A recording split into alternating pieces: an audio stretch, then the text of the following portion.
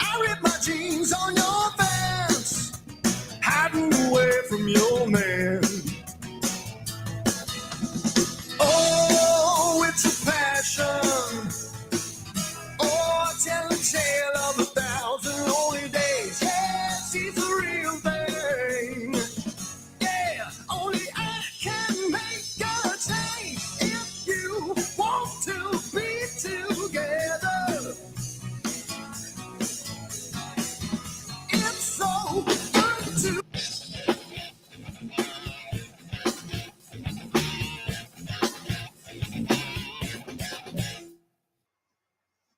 Hey, how's it going, everybody? What's going on? We're gonna change this real quick. There we go.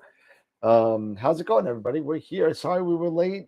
You only had a couple of minutes of music. I do apologize about that. I got so engrossed in talking with people and stuff like that, considering we haven't seen Jesse and so I'm gonna blame it all on Jesse. So I'm gonna blame it on It's me. Jesse. I did it. It's my fault. I'll take responsibility. So good evening, everyone.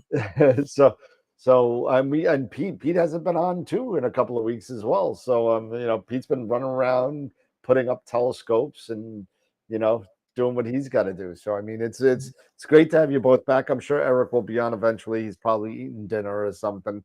But it's funny. Pete's got like the two-face going on because he's like let that be your last battlefield. Remember that Star Trek episode where they were Frank Gorshin and he was half white and half black? Like in the sun, in the shade. we got Pete here, we got Jesse here, and we got some good news. We got some really great news going on. I'm not going to do the whole kind of sponsors thing tonight, but I will promise the people that have been waiting on shirts. Yes, charity. Your shirt is coming. I'm putting it in the mail this weekend. They finally came in, and should be good to go. And plus, for those of you that are on the black hole and quasar, I think you all guys are also going to be getting a thank you from AstroWorld Telescopes with a gift certificate in there for your patience. So thank you so much for that. So how's it going, everybody? Newman, Mike, Dennis, who else is out there? Corin, how's it going? Staying up really late as usual. I see Mark Ellis floating in there. And that's it for right now. I don't expect a lot of people tonight because I'm so far behind that I didn't get a chance to put out all the social media that I usually put up. So everybody put out the word and get everybody in there and tell them to stop watching Adam Block and come on and hang out with us because we're funner. And I'm just kidding. Al, Adam's been a fan of the show and he's been on a couple times. So hey Gideon, hey Josh. But yeah, so we did book Helena Cochran. So from Helena's Ash Photography, we nailed down a date. Saw it just go across the screen. July 29th is going to be the day. And I'm going to switch you guys over. Actually, you should be seeing the output anyway. So you guys see the three out, right? The three boxes? Yes. Okay, good. All right. So Pete, I mean Jesse, what you guys been up to? I mean, feel free. I have not been up to much myself. I've just been, let's say, I told you guys, kids are done today. I work till Wednesday, so it's just been, tying up end of year stuff at school. So not much fun, not much, and graduations, that's where I was last Friday. My best friend's oldest child graduated from high school, so went to a party over there, and just all that end of year stuff. My child's partner graduated from Colorado State on Saturday, so they flew out there. We were not able to go just because I had to be here for work and whatnot. But there's a lot of that stuff going on. So not much astro, just kind of, I did move my telescope over to its summer spot. That is nice. Okay. My husband started taking down one of the trees. I want to say it was actually before Mother's Day. So it's been like that long, gosh. But he started taking down one of the trees, one of the big monster one. And he had to bit of challenge with that one. Let's just say he's going to pay somebody to get the rest of it down. Thankfully, he's all right. I'll just say that. But he had to jump out of the ladder, because it did exactly what everyone hopes a tree won't do. So he, of course, I think that's always in the back of your mind when it's happening. So as soon as he heard it, heard that like crack and saw that split, he jumped right out. So he Wow. got a little bit of the tree out, but so that's about that. So now we've got, he got 3. It was the third big one that he was getting down, but that's about it. Honestly, not too much. I'm ready for summer. I've got to pick my summer targets, and I've got about this much more space above me. So that, because of that, my husband killed himself taking this tree down for me. So I've got to find something new over there. Hang on, I'm going to show you this tree. It's one of those ugly things. I got it, but oh dang it, I can't find the picture.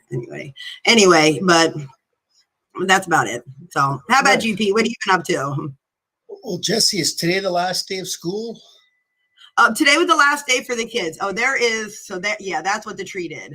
Oh my goodness, it cracked, huh? Yeah, and he was on the back side of it. You can see where the ladder is back there. And so he had to jump out of that. Yeah, it must have been rotten inside of it. So when he cut it, it just did exactly that like everything when the one thing you hope doesn't happen when you're cutting a tree out, it happened. So, and that's why I don't cut trees. Yeah, and that's why I still have trees, I think now, but no.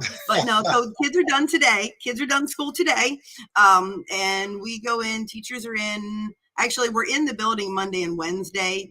Tuesday is technically a grading day, and they've allowed us to work from home from them. My grading's done, so I'm I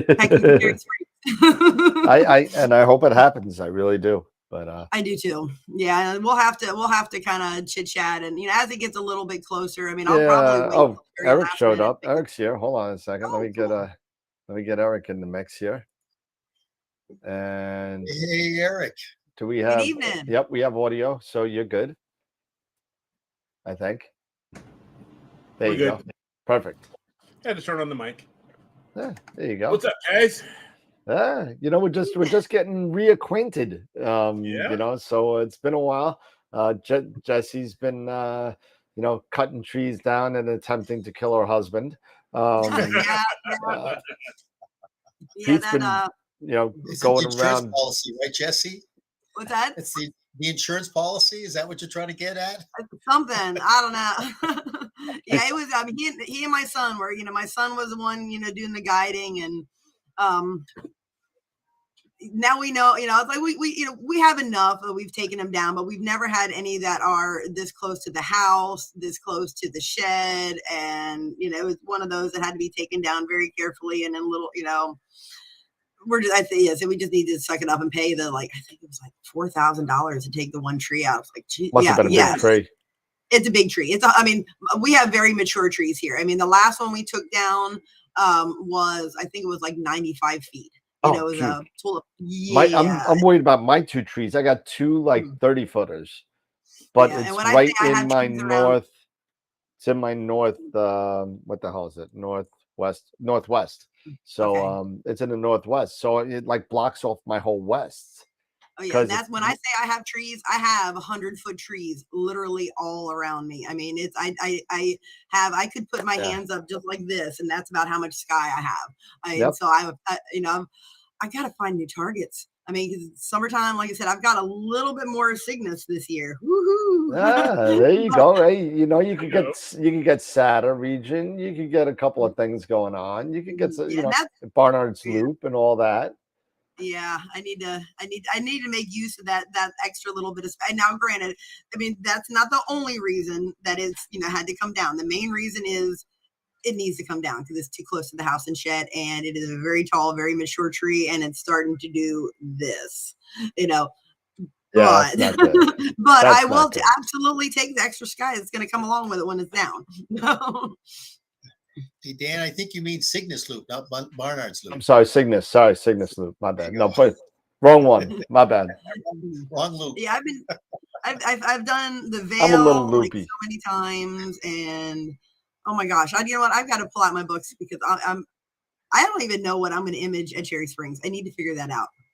I'm bringing because you got to remember that you're depending on where you are in the field, you have that remember that tall tree line right in the south. Mhm. So if you want to get anything lower than, and not that not that normal people shoot under 30 degrees, but Yeah. some cool stuff is at that level for us. But that tree line is nothing. I look at that and it's like, it's hardly even, I look at that, I'm like, that's nothing. That's a little baby tree line. I can work with that. But the whole thing for me is that, every target that I planned for was low and in the south. The Dark Shark, a couple other, the Lagoon, M8, all that kind of stuff is over there. And every time I went to it, I was like, well, I only got 20 minutes left. What's the point? So, before it goes behind the trees, so it really didn't make any sense to do that. If I want to do the Dark Shark, I'm going to have to go to the beach or if I need row Ophiuchus, I'm going to need somewhere that's dark, like with a lower horizon, or travel to Florida so it gets higher, so, so Yeah, I mean, I don't know what I'm gonna do. I mean, I wanted to do just a lagoon and Triffid. I mean, I know everybody does you could get that from Cherry Springs. That's not. I did that last year. I did, but it was terrible. The data just wasn't good. I did not realize it was my lens was fine. I had my dew heaters on my on my lenses, but I didn't have it on my camera. Is what it was. The one on my camera was not working, and I just, like, I set everything. It was going, and maybe I might have had like 1 or 2 photos, and then they start getting that ring from the dew on the camera set. So I just actually just wrote down on my list, just in case it happens again. This is my There you go. blow dryer, just in case. I mean, because like you turn your heaters on, but it still takes a little bit of time. I don't want to waste any time. Yeah. So you were talking about your sky, right? And what it looked like. You want to see what my sky looks like? Yes. That's what my sky looks like. So the green is where I can't shoot because of trees or power lines. Gotcha. Okay. This is all the sky that I have left. Once that other telephone, this used to be a lot wider like this because of that one telephone line. It just really, because it was higher in the sky, it just cut off literally half my north over here. That stinks. So it's horrible. Time to move. Yeah.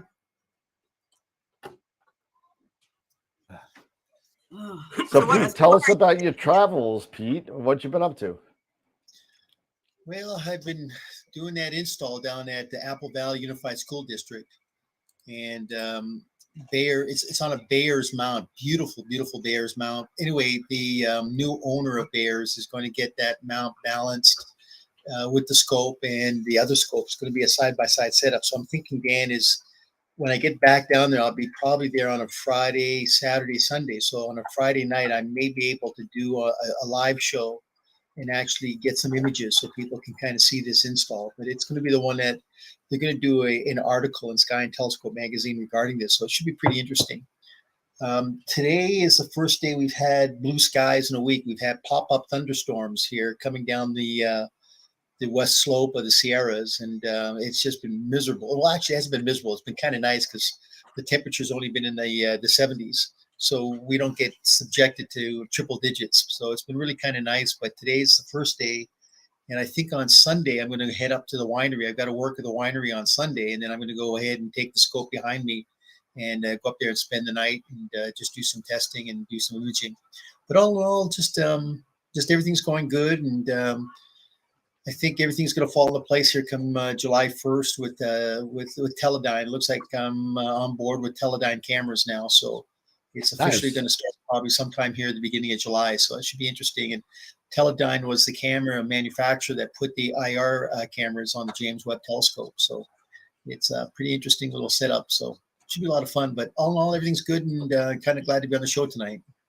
Congratulations on landing that position with Teledyne. So I knew you would land somewhere. It's just a matter of when and where. Now, no one's gonna pass up the infamous Pete Myers. But glad you landed over there, and it's gonna be really cool to be in. That's really a scientific real scientific grade kind of job. So it's going to be kind of cool. So Appreciate it. Very cool. Good. Congratulations. Yeah, much success to you. Man. Much success to you. Well, Eric, I watched one of your shows today. I was actually trying. I had oh yeah, Dan could give me some insight. I was watching your little video on SharpCap. And, Okay. I was watching that because for some reason I was having all kinds of issues when I was doing the sensor analysis. I could open up the window, but I couldn't see where the start window was or the proceed window. The button. I couldn't get it. And I was just struggling. I'm closing windows. I'm doing absolutely everything. I thought maybe it might be an image scale or a scaling issue that I had, but it turned out that Dan had the same. Was kind enough to show me exactly what happens and what I need to do. But I kind of got on there checking your little video because I thought maybe Eric is running that same issue. And I can check that out. No, I haven't. So so I'll show you what Pete was talking about a little bit. I actually have it set up already. So just to kind of give you an example here, let me make sure I got this look so you guys all can see Pete. And Dan, you might want to define to everybody what this is all about, because this is an important feature that SharpCap has. Well, I'll let Eric talk about what actually it is, because he did a really good video about it, and he probably knows a lot more about it than I do. But I'll just show you what you and I discovered with this, and I'll turn off the actual playlist so you can actually see the bottom of what's going on.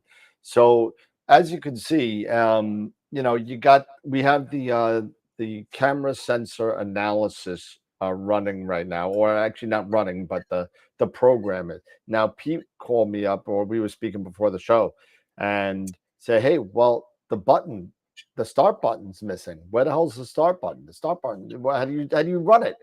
Right? So it looks like Pete was having a little issue with his resolution and where the things were. So sometimes when you move things a little bit, and if you just raise this up a little bit, there's a start button. So that's the first thing. But that wasn't it, because he didn't see anything. He didn't even see the box. He just saw a line. So if this happens to you, this is what you got to do. Now, probably what happened was you went into something called auto hide. And if you go into auto hide, well, where the hell did it go? We don't know where it went. But just like on Windows or Mac, when you roll over it, it'll pop back up. So it's kind of hidden down here where it says camera sensor analysis on the bottom left. And there it is. So if you roll over it, it'll pop back up. And if you go away from it, it'll disappear. And then in order to get it back, you just got to go into dock, I believe, if I remember right. You got to float it. And then you got to drag it into the bottom or the side, wherever you want it to go. And then you can resize when you're done and get it to where you want it to be. So you can see the start button, and then you'll be able to get the histogram and everything, and all the case. So those are a couple of things where things kind of disappear on you. So that's just something but I'll let Eric talk. You want to talk a little bit about what it does, Eric, because if you remember. I'll try to remember some of this now, because I actually need to do it on future cam on my other camera I have. But the sensor analysis, it basically measures based off of different gain settings. It measures your ADU and your full well capacity. Okay. To compare, and you can compare that to the manufacturer's specs. Now, it's very easy to use. You simply need to have decent, even illumination. Many times when I use mine, I'll either use natural light, pointing it to, I'll have it pointing maybe not totally at zenith, but maybe a little bit off. I'll even sometimes, but you can't have it too bright, because it'll bring up a histogram that will measure that brightness level. So, and it has to be at a certain level and at a certain peak, right? So, because as you see right down below, you have your histogram, and it gives you the different brightness levels, and you usually want to have it right around 50%. So sometimes you may want to use diffusers or maybe a shirt, or wait until an ideal time of the day to do this. You may even consider using light panels. You can actually use vacuum flat panels to do these measurements too, but it's usually best to try to use as much natural light as you possibly can. So once that is done and you have your histogram set, then you can go ahead and press the start button. It'll begin the measurement processes. And it can even you can even have it do binning levels for you. So you can even measure your ADU and well capacity based off of bin 1, 2, 3, what have you. And you will get a text file basically that you can drop into and convert into an Excel spreadsheet, which I have done, and it lists out your well capacity based off of the particular gains. And this will begin to help you with what is the next step, which is the smart histogram. You cannot use the smart histogram without first doing the sensor analysis within SharpCap. And the goal of the smart histogram is what with Robin Glover, his goal is to give you the best analysis of what amount of, say, like timed exposure you would need for your images until you get to a certain point where you're having diminishing return values. So basically that's the smart histogram goal.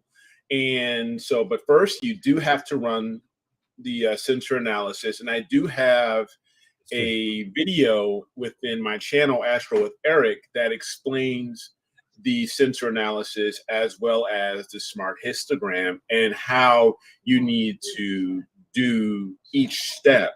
So I think here, there you go. So Dan, it looks like he has put something on his scope, maybe to adjust the light level. And you can see Alexa, turn on the dining room lights. This, he has a histogram here, but you want to have that histogram at a certain level, like I say, usually about 50%, maybe, or it says here at a peak of about 65% when you're doing exposures between almost a quarter of a second up to 2 seconds.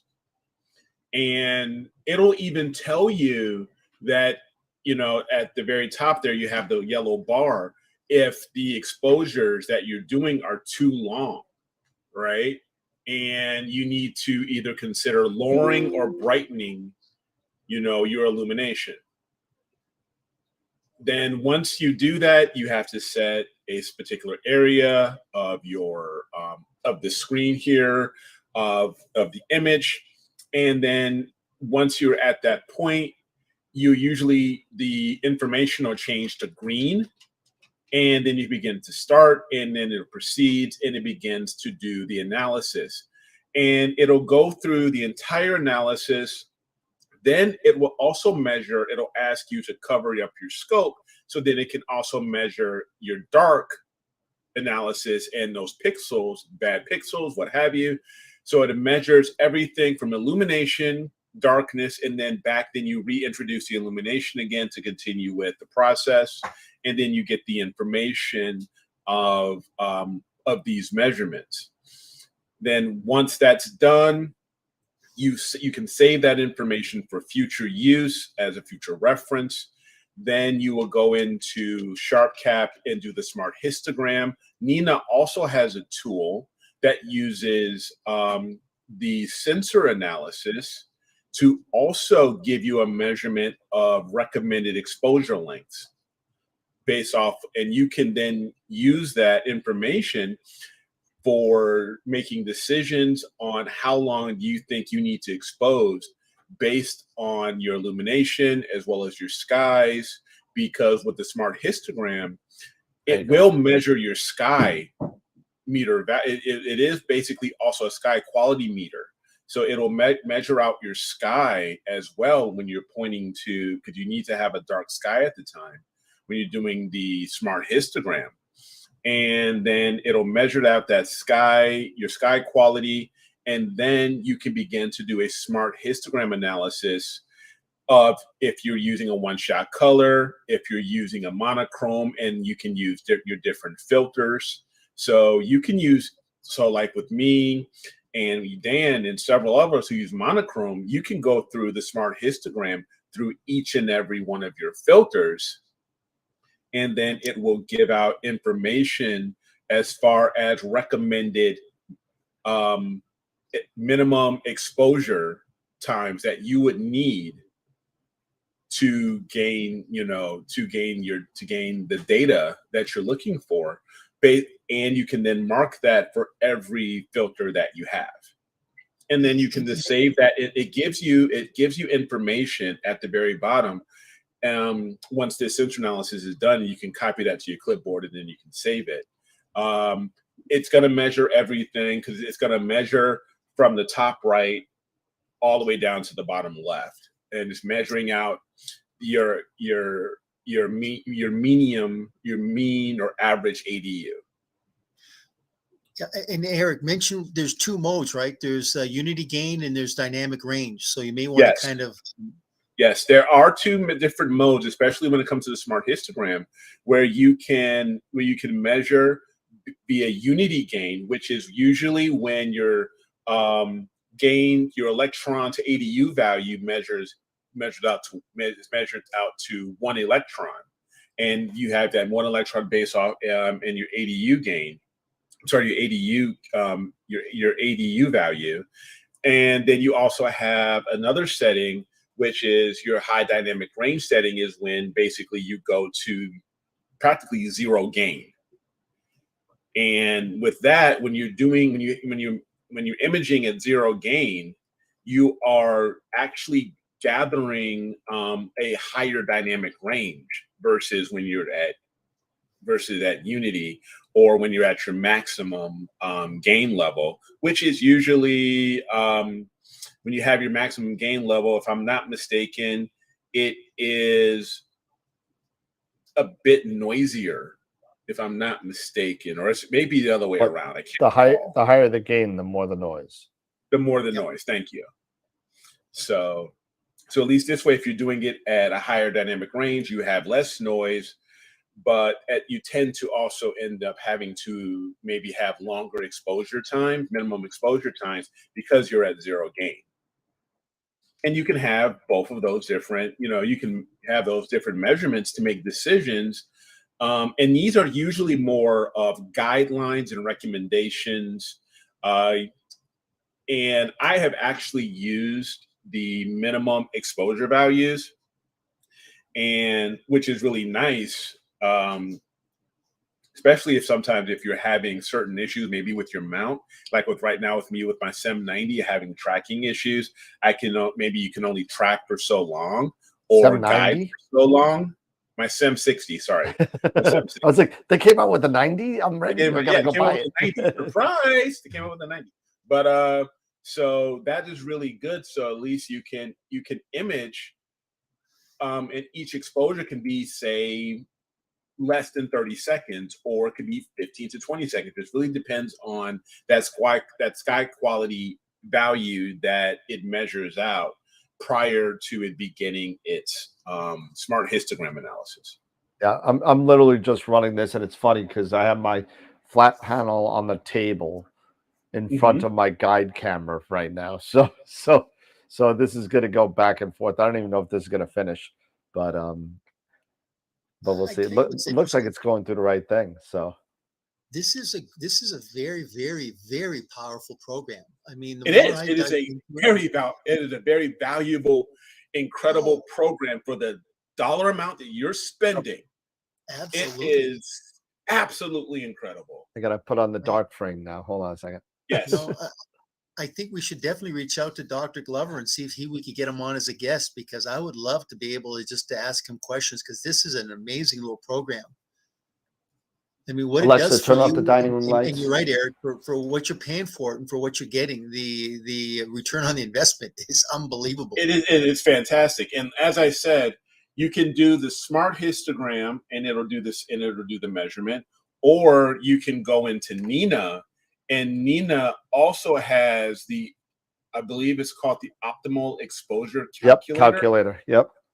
And it's going to do the same thing for you basically. However, I remember when we did this, we actually did this live on the show one night, right after you did your kind of video. And we kind of did like a live kind of thing. Yeah. And it told me, if I remember right, I'm probably wrong, but it told me that the max exposure I could take was 11 or 12 seconds. Maybe based off of your sky quality. Maybe Yeah, no, basically. But I mean, but I'm telling you right now, when I take a picture of, my RGB, my mono camera, I could go longer, definitely. Oh yeah, you can go longer. And like I said, a lot of these are just, you could take them or leave them, but I use them as very good reference marks and guidelines, right? And I think they're great. Or basically starting points. Yeah, definitely starting yes, points. it's definitely starting points. Absolutely. Yeah. Oh, I'm on form today. Uncover the sensor. Idiot saying I'm on form today. Really? I gotta uncover the sensor now again? Just whenever people say base off, my neck hairs are going up and shivers running down my Yeah, you get spine. made fun of. Yeah, no, for my grammar. But it's absolutely marked for the $12 a year. It's absolutely worth it. I mean, I'm almost at my 5-year mark, and I dropped like $60 on this thing, and keep it, and then I just keep it going Uncovered the for sensor. Okay? Let's see what happens. This is one thing you got to do with this is you got to run around back and forth. Yeah, well, you do. Well, like as Eric said, what I did to this afternoon is I just had the camera without it being attached to the telescope, and I had the Alentac flip flap, and so I illuminated a flip flap, and I just put the camera on top of that, and it was just perfect. So you're right, you can definitely do it without a telescope attached and just the camera just being on a flat panel. But as you said, Eric, you can literally point it up at zenith right outside and just kind of expose it to the atmosphere, right at So and basically it will tell you, it's going to tell you that your illumination is too high or too low, and then you will take the proper steps to either start diffusing the light, waiting a little bit longer if you are pointing at zenith based off of whatever time you're at that at that particular moment. So there's different ways you can get that illumination down to where sharp cap needs it to be, around that 65% mark on the histogram, and then it'll go green and boom, you're gone. You're off. Yep. As you said, a lot of the people just use it for polar alignment, but I mean, it's incredible to see the other features. I mean, it's amazing to see what's on there. So it really is a very, very powerful program.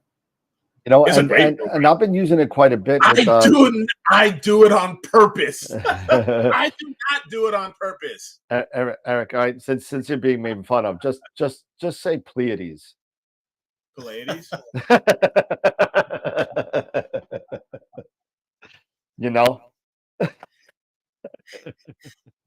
That's the Canadian. We all love you, man. Canadian border. Pleiades or Pleiades? Hold it. Is it Orion or Orion? Is it Orion or Orion? No, that's Orion. Is it Uranus or Uranus? Uranus. It is Uranus. Where's the damn and Pluto is a planet. Pluto is not a planet. I proved it. Agreed. Pluto is a planet. Neil deGrasse Tyson. I don't care what you say. Pluto is not a planet. It's a planet. Not a planet. I'm with you, Eric. The Pleiades and the Pleiades. I love it. So you can use it on the fly. This is like a process when you do it. You got to actually run the process, and the process is still running. And if it comes up, I'll show you the results, because it does take a little bit. But you know, I mean, it's a really good judger, if that's not even a good word. It's a really good program to allow you to check your sensor and check your sky and see how much you could expose, especially if you're dealing like anything that's plus, like I guess anything higher than Bortle 6 or 7. I mean, you're really going to want to kind of know how much you can push that sensor to without blowing things out or making your background too gray. You know, so you really, you know, this is definitely a good start. Like I said, you know, before, you know, I know that I could shoot a little bit longer, but it's all depending on your sky. And that sensor analysis, correct me if I'm wrong, Eric, that sensor analysis could differ if you're using sky light, regular natural skylight. That analysis can differ from night to night based on, you know, yeah, right. So you know, one day you may be able to push the sensor a little bit more than another night, you know, so with the same equipment. So it's definitely like it's like a benchmarking kind of type thing That's to exactly know. what it is. It's a benchmark, Yeah. you know, and that's what I even said. I believe I said that even in my on Oh, my you did. video. You absolutely did. It's a benchmark. So it is a very good start to get great information and a good idea of what, you know, how you, like you say, how far you can push that camera sensor. So, Yeah. And case in point, you know, we look at the longevity of these sensors. I mean, it's hard to estimate that every individual detector is unique into itself, but it will give you an idea that if you do this maybe once a year, it will give you an idea about what is happening with the sensor itself. If the sensor is starting to slowly degrade, then you got some kind of a quantitative assessment and analysis to be able to say, oh, looks like this thing is not holding up. It's time to kind of replace it. So you're absolutely right. It gives you that yeah, capability as well. Yeah, that's one absolutely. thing that I do like about it as well. I haven't done it recently, but to your point, doing it at least once a year, it will definitely help you know how well your sensor is performing, if it's still um, hitting the mark that you're expecting, or if it is degrading, so you can plan appropriately for maybe replacing it or anything like that, or just to know how far you can push that sensor. You know, if you don't have the budget to get a new camera at the time, this is a good it's a good helper, you know, or Absolutely. it's helpful rather to And as you said too, Eric, the ability to be able to put into an Excel spreadsheet. So let's say you bought a brand new camera and you run this particular test on it. And then every year you can definitely go ahead and do a quantitative and a qualitative analysis on the testing procedures to find out exactly what's going on. So maybe at the end of 5 years, you can look at it and say, yep, looks like something's not going on here. It's starting to degrade. Yep. I'll share my screen here and I'll give you an example of what the output looks like. Let me just Actually, I have it up already. It's done. okay. Did you have it? I have mine from my cameras that I do Up to it. you. I don't care. I have this one too. It don't matter. So let me go to my screen share. Entire share.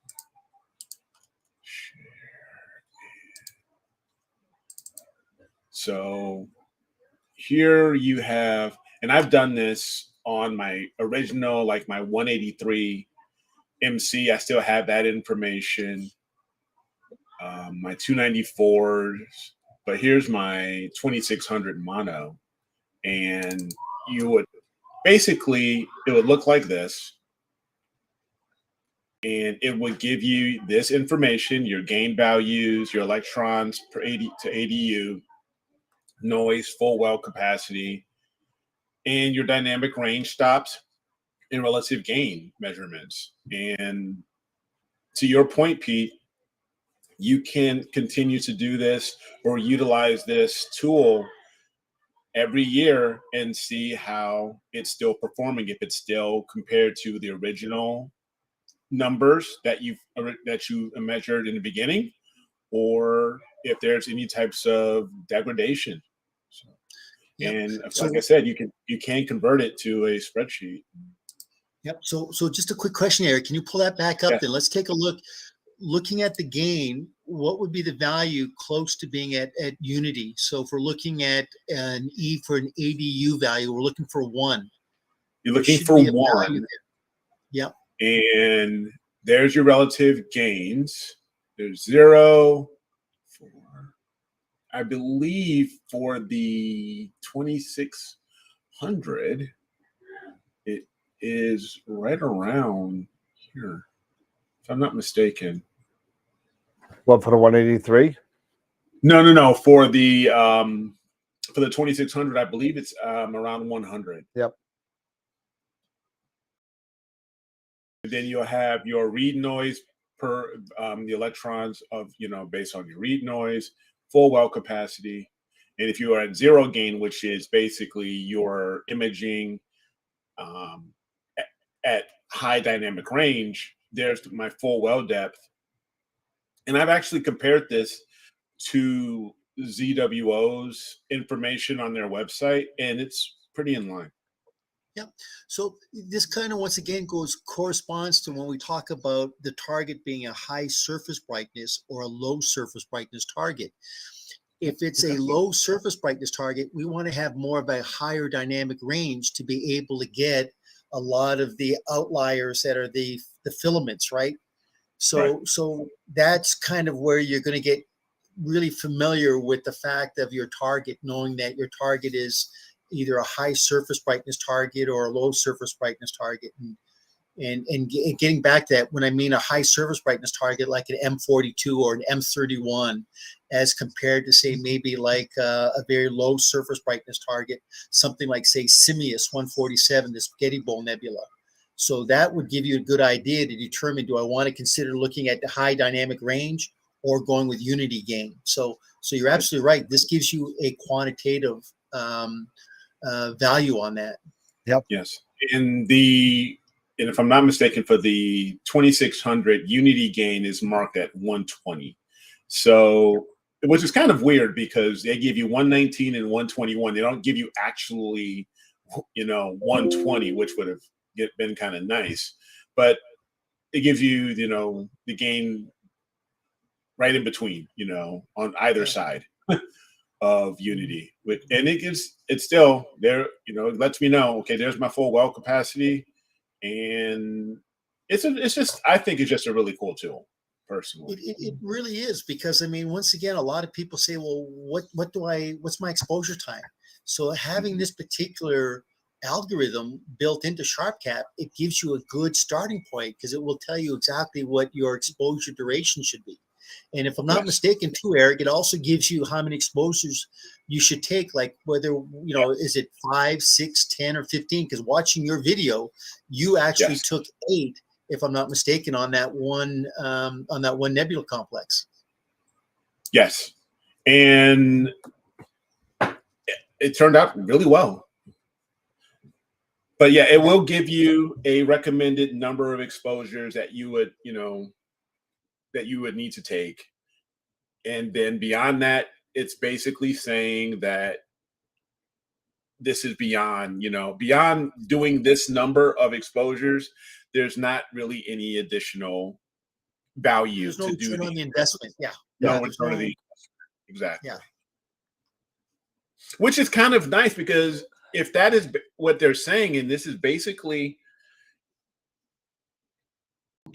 it will help me if, say, you wanted to image multiple targets during during the night.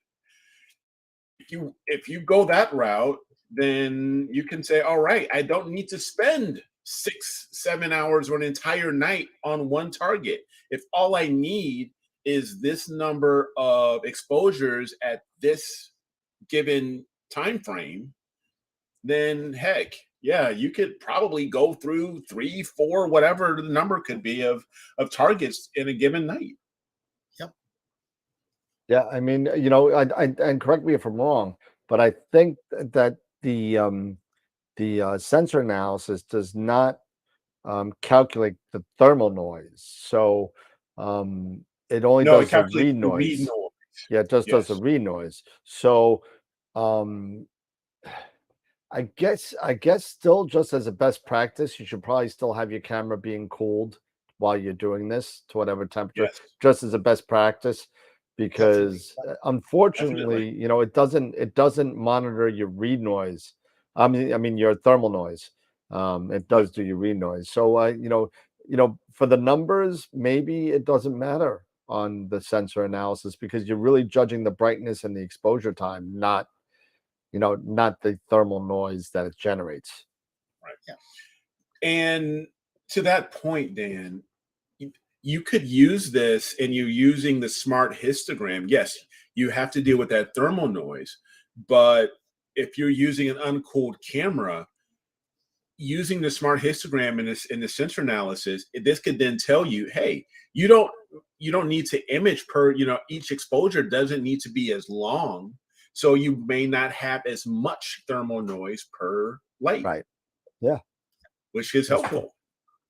And it's interesting is that I got onto their forum site today and I was actually looking at a lot of the responses that Dr. Glover had responded to. And one of the questions was saying, what about DSLRs?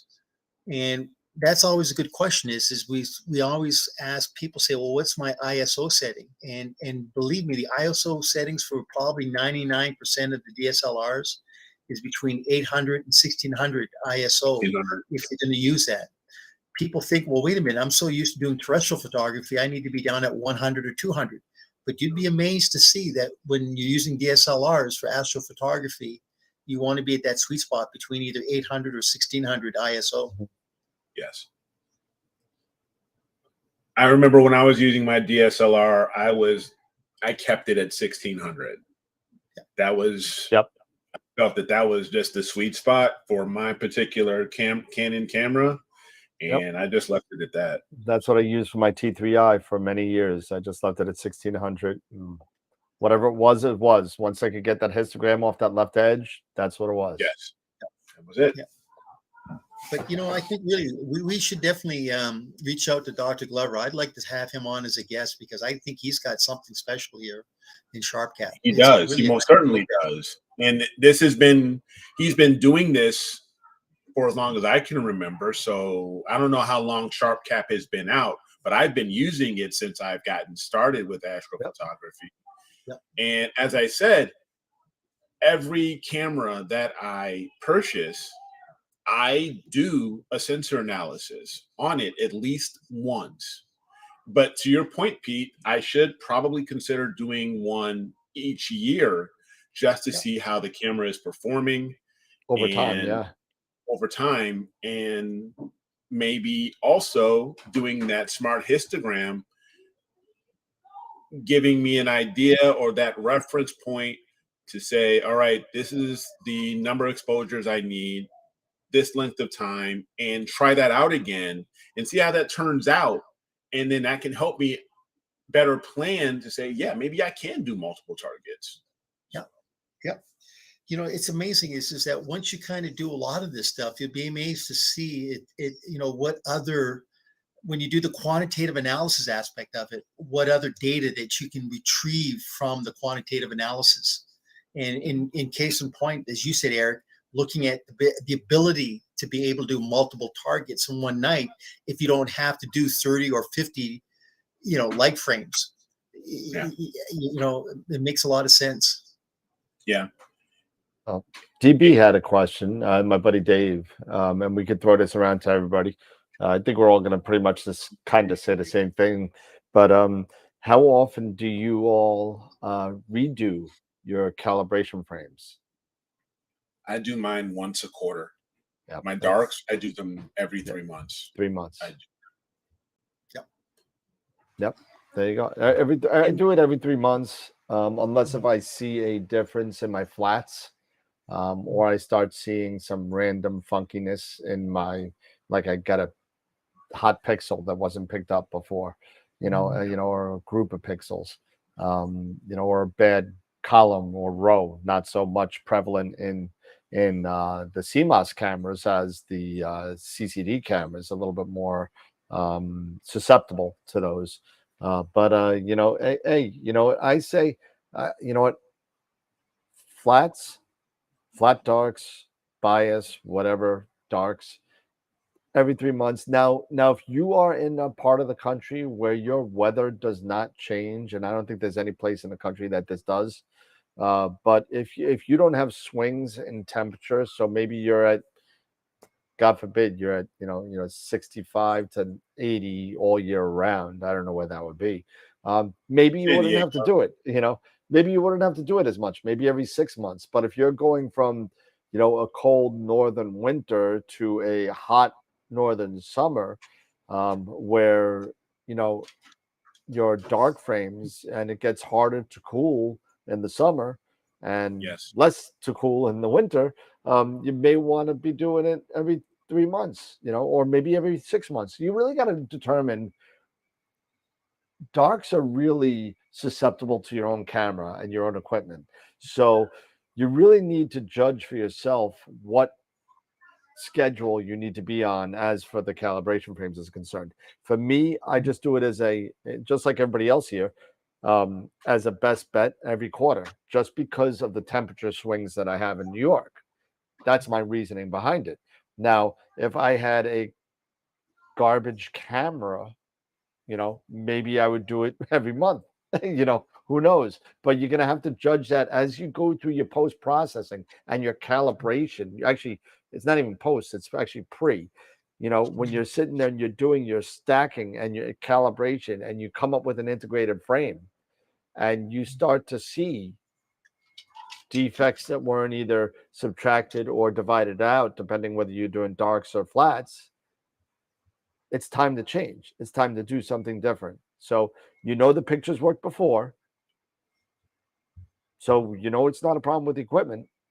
Take new darks, take new flats. And for those of you that don't notice, you only need to, if you're on PixInsight, you could throw in 8 of each calibration frame and just one light to make it go quick. And you'll be able to see if it gets calibrated correctly. So, usually I do 5 lights, and I do 10, 10, 10, and 5 lights. Let me ask you guys this. Do you just do one set exposure for your darks, and do you scale? Nope. Or do you do one for each exposure time? You do? Yeah, I do one for each exposure time. Even though optimizing the darks does work, I find that sometimes optimization of the darks doesn't work sometimes. It's something about, maybe it's me and maybe it's my darks, and maybe it was time for me to do new darks.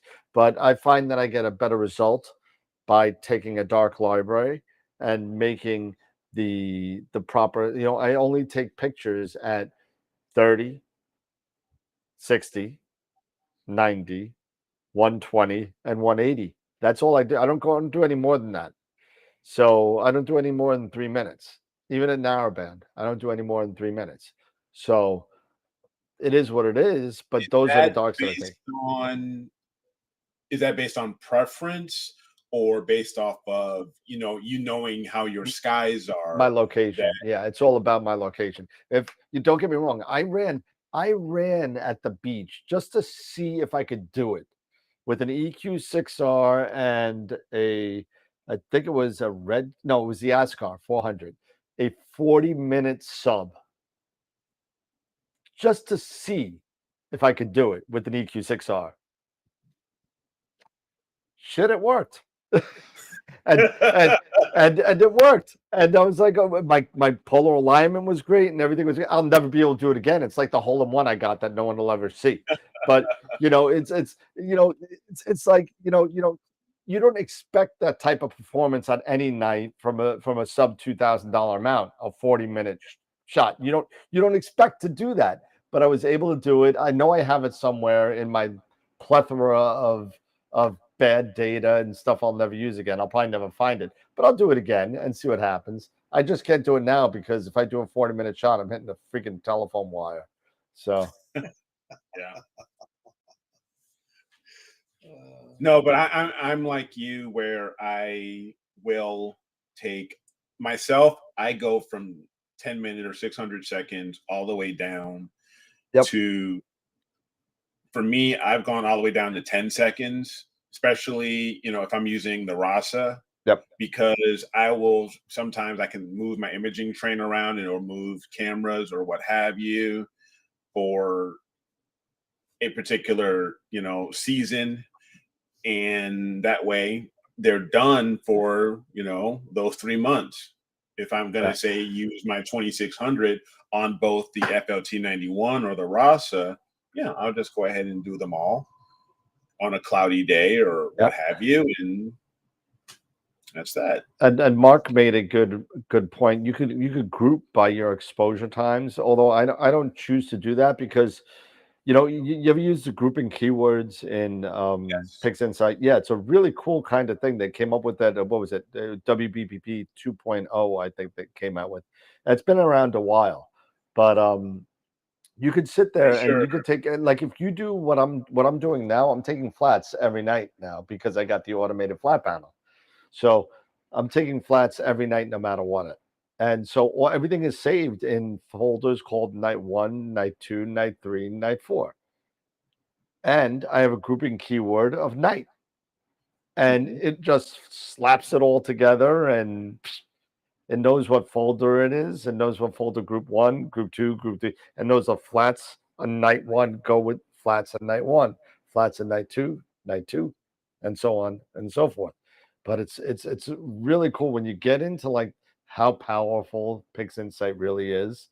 It's pretty freaking amazing. It's unbelievable what they're doing with this, and it's just getting better. Yeah, that's the one thing, DB, that I should do, but I don't, because my imaging train doesn't move, but I should do flats every session, after every session or just before I start a session. But honestly, I don't. I got to be honest with you, Eric. For the longest time, I made master flats for months, and I would use those same master flats for a long. Well, I made it for every project. So if it was a new project, I would take new flats. So once I was done with an object, I would use those master flats, and then I would move to the next project, take a new set of flats, and move on from there.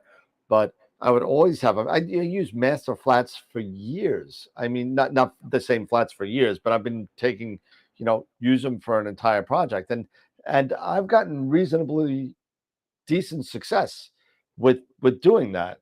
And as long as you don't mess up, Dave, to your point, yes, dust might move and stuff like that. Yeah, But you know what? Until I see an issue, I wouldn't take new flats. I mean, I would just do a master flat, take 50 of them, leave your imaging train alone. Do not rotate the camera.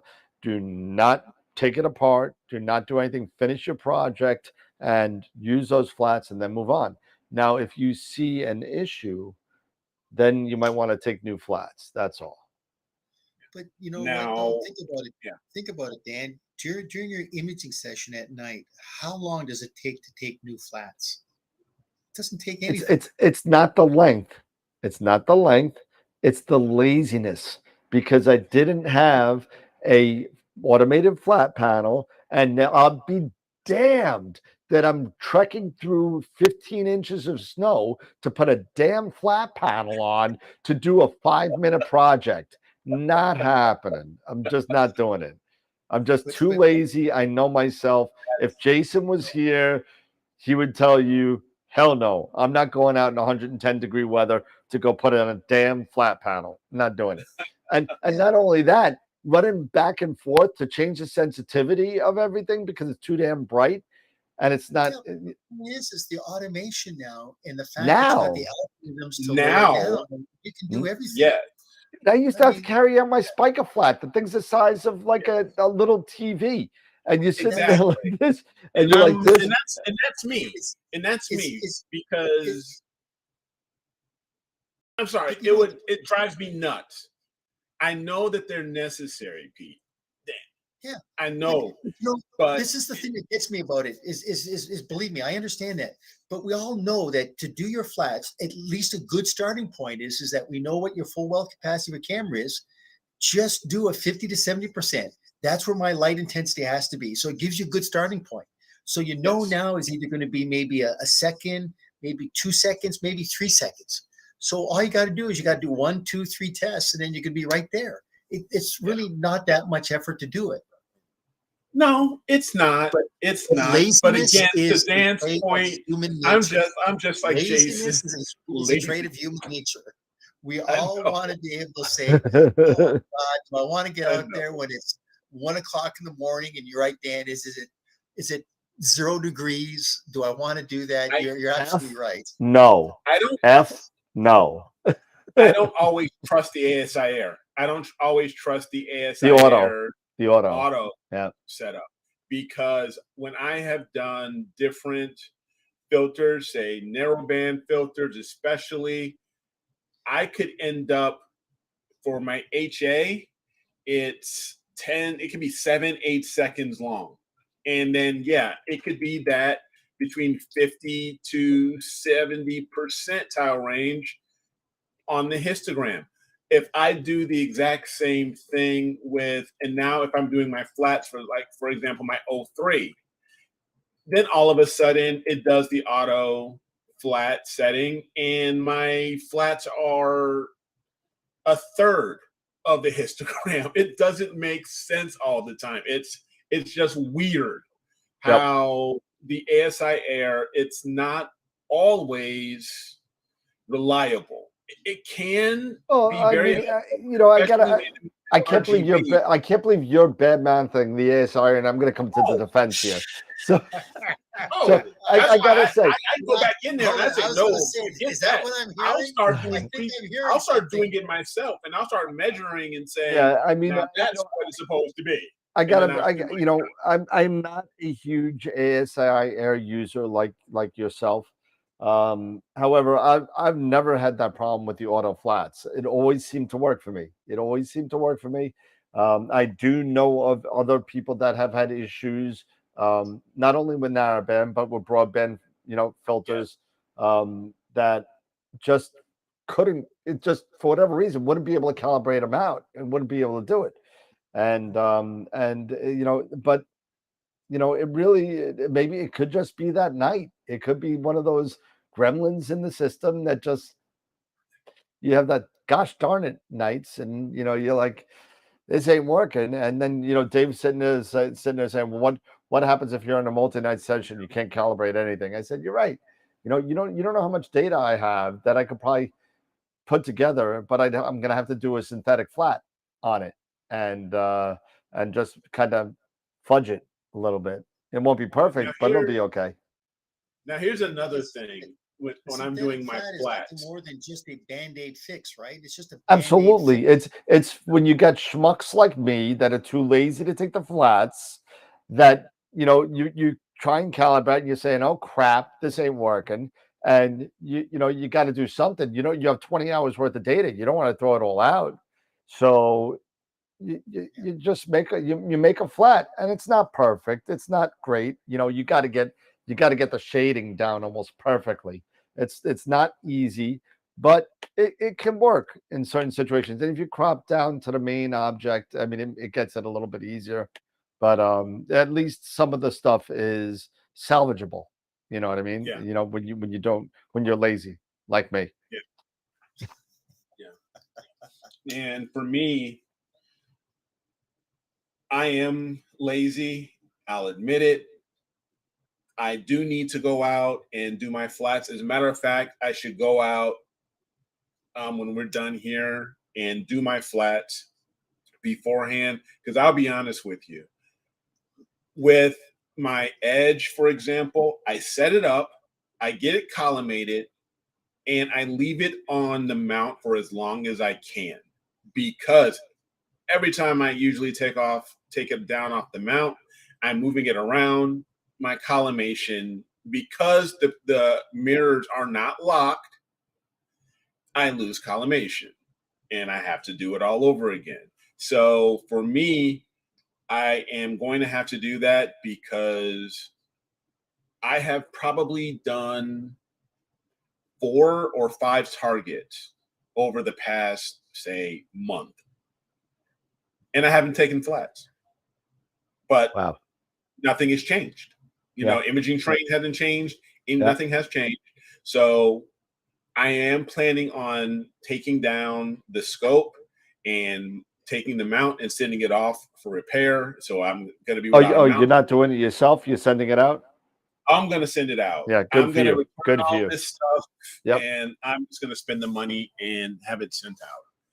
So I will be without my mount for probably Ioptron was estimating, at least they gave me the average was 2 to 3 weeks. Oh, that's not bad. So no, it's not bad. So I will go ahead, send it off.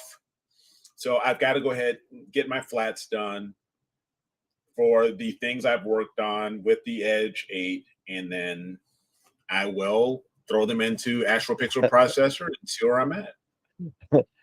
DB wants to take a hammer to it. But yeah, you know what? Observatory set up and no more moving problems. Absolutely. I read Norm's who has flats for 294. How long are your exposures for sulfur? For the 294 high. mono, They're high. they're I have the high. 294. I think I had like And 15 seconds. I used to have, when I had the 294, and it's just the sensor Yep. and how it is with narrowband filters. The You get like Rorschach, Rorschach tests. yeah, you get a Rorschach test on You HA see butterflies and like craziness. It was like something's just not right here. yeah. But everything turned out fine. Yep. Once everything, I would process everything. But it was just weird, Yeah. Just That's why I love my 268. I love my QHY. I love it. I think it's a great camera, so I think I was happy. No, I know I'm happy with the way the filter wheel, the unidirectional turned out, and my flats just came out great. It's weird though. It's weird because in the beginning, I've had that camera for over a year, and this is a new issue. I never had a calibration issue. It just started somehow, some way, and making it unidirectional fixed it. But I'm like, it's kind of weird that maybe the filter wheel's getting old. I don't know. Maybe I need a new filter wheel eventually. But Dennis has a question for most likely for you, Dan. So where in PixInsight can I put a test sub and look at the data to determine if my background is too bright or too dark? I'm assuming you're talking about while you're doing the histogram stretch. So if that's the case, I could actually bring it up real quick. I could bring up a sub real quick if you want to give me a second. And tell me if that's what you're talking about, Dennis. Yeah, let us know. Now, Starlancer, the 294 one shot, which uses the actual IMX 294 sensor, never had a problem with it. But the 294 mono does not use an IMX 294 sensor. I can't remember which sensor model it is, but it's not the 294. It's something else. I can't remember off the top of my head. But yeah, and I had trouble with that monochrome camera, and I ended up parting ways with it and got the 2600 mono. And honestly, I love the 2600 mono. And my 530, and I have the 533 mono. Well, that's what the 268 is. So I mean, that's it's a great camera. It's a great sensor. QHY.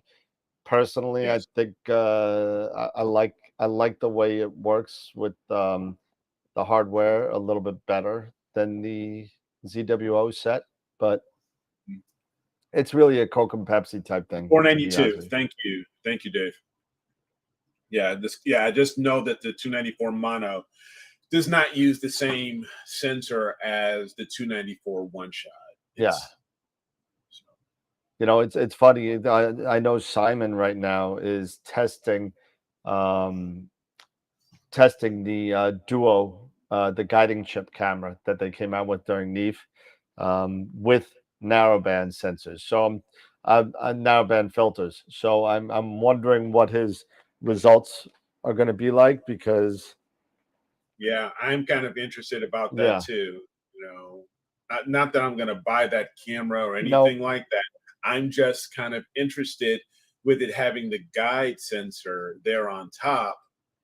How does it deal with, say, if you really have restrictive, like narrow a 3 nanometers, yes, and then you're trying to guide on that. I can't see that not having an effect. I can't, it's same just, here. I mean, it's not like it's not like that Sony sensor that they're coming out with, where it's got like that dual layer technology where it makes it super sensitive to light. It's, it's not like that. Yeah, S-Big had one for a long time, and that's why I never bought that one either. A lot of people spoke of issues with narrowband filters, and I've seen those reports, and I can't see it being any different. I have read from Simon. Simon did put out some information of him testing. Okay. Yes. Because I haven't seen that yet. I don't recall the bandpass of the narrowband filters he was using. He's probably using like a 25 freaking nanometer. But he was saying it was working very well. Now, one question is if you do have these narrowband filters, these very tight bandpass narrowband filters, with that, and I believe it's a 290 guide sensor you're using, are you boosting that guide, that gain up to max? It's got to break through. That's what I'm thinking. You have to. You've got to max out the gain. But then you're thinking, do you bloat out the stars at that point? Do you make a larger centroid, which is what PhD is looking at? Do you make a larger centroid so your guiding becomes less effective? I don't know. That's why a lot of people do an out of focus guide camera or off axis guider to make that small centroid brighter than the outside of the star. So PhD guiding or whatever, meta guide or whatever, is following that bright little centroid in the middle as opposed to the entire star. And that's one of the reasons that, I don't know. I'm gonna have to wait to see. I hope Simon comes out with, I'm sure he'll come out with a review very, very soon, and I can't wait to see his reporting on that. I would probably assume so. AZ is asking, with the 2-sensor camera, if you rotate the camera, do you have to rerun PhD2 calibration since the guide sensor? I would say yes. I would say yeah. I would. I mean, but I got Pix Insight up. I could show this really quick. So if this is what you're talking about, so this is a master light of a couple of shots that I took, and you're gonna have to excuse the rotation issues. I just looked at it, but I did this over. There's a multiple night thing of the whale and the hockey stick. So if I just you see the rotation from night to night here, and all you really want to do really is make sure you got this guy right here, the readout mode, clicked on, right? And once you have that clicked on, if you left click anywhere on here, it gives you a K level. And that K level, the 1430, 1440, whatever, that's a percentage of white, right? So I'm at 14% white, which would be gray. So now if I wanted to just judge on the stretch, and I hope this is where you're going, if I wanted to go take a look and do my histogram stretch, right? So histogram transformation, and I'll bring it over because it's on my other screen, but there's a histogram transformation, and we'll track, right? And you see where my starting peak is, right? So we want to bring this up, right? And we'll bring this over to the side. Now, what I'm looking at here to start, I'm a student of Dr. Ron Breacher, so Can you slide the histogram transformation window a yep, little I over? see it. There you go. Yep. Thank you. So I tracked it and I reset. So there's a track view because you want to make sure that you're on the right picture if you have multiple views, right? And I'll reset this so you can kind of see what I'm talking about. And what you kind of want to do is you want to push this black point up to the foot, kind of right there. You'll start to see over here where you have you're clipping some pixels right here. So right now I'm clipping 78 pixels out of I don't know how many millions of pixels. It doesn't matter. But what I'm looking at is the top one. So the top screen right here is the finished product. This is where you're at. This is the finished product. So if I were to apply this, I would be all the way up on the left edge and it'd be totally black pretty much. But we don't want that. So you see there's these nice grid lines here. There's one here, one here, one here, right? So they're all based at 25%. I'm sorry, 20%. So it's 10, 20, 30, 40, 50, 60, no, 25%. I'm sorry, 25%. So 25% across. So I like to be about 10, which would be about here. Okay. So what I'm going to do is I'm going to bring the mids in and I'm going to bring that histogram over to right. And I don't know if you can see it online, but you can see this little dim kind of line here in the middle, right? Yeah. And so that's at about 10, right? So if I use the real-time preview by hitting this button right here, now you can see what I'm up against and what I'm going to get. And you could use this readout mode to see how dark your background is just by clicking on the real-time preview. So just left click on it because we already have the readout mode clicked on, and left click on it. So right now this is showing about 13% black. And for this one, maybe that's a little dark for me. I think that's a little dark. It's not, remember what Eric was talking about with the sensor analysis. It's a benchmark. That 10% gray, well, may not work for this picture. So let's go a little bit more. And we're going to zoom in on the histogram transformation. And you could use that during the scroll wheel. Okay. Or you could use it by change it by using the zooms here and here. And we're going to get a little bit closer to the black. We're at 209 now. We're clipping 209 pixels. Still not ugly, but I want it a little bit brighter.